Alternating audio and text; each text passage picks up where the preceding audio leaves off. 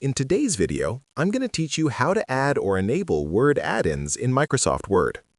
If you want to improve your workflow, speed up repetitive tasks, or unlock extra tools that Microsoft Word doesn't offer by default, then Word add-ins can make a big difference. Add-ins are like small extensions that can add extra features to Word, such as advanced formatting tools, productivity helpers, and specialized document functions that can make editing and writing much easier. To begin, open Microsoft Word on your computer. You could either open the document you're currently working on or simply open any Word file, since the steps will be the same.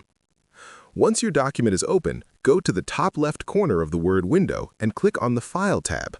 This will take you into the Backstage view, which is where Word stores important settings and management tools. This area is where you can handle things like saving, exporting, sharing, and adjusting Word's overall configuration. Now, on the left side of the screen, scroll down until you find the Options button near the bottom. Click Options to open the Word Options window. This is where you can customize how Microsoft Word works, including settings related to display, proofreading, saving preferences, and of course, add-ins. Inside the Word Options window, look at the menu on the left-hand side and click on Add-ins. Once you select it, you'll see a list of add-ins currently installed in your Microsoft Word program. This section helps you review what is already available, what is active, and what may be disabled. At the bottom of the window, you'll find a drop-down menu labeled Manage. This is an important part of the process because it controls which type of add-ins you want to view or edit. In many cases, it will be set to COM add-ins by default, but for this tutorial, you need to change it. Click the Manage drop-down menu and select Word add-ins.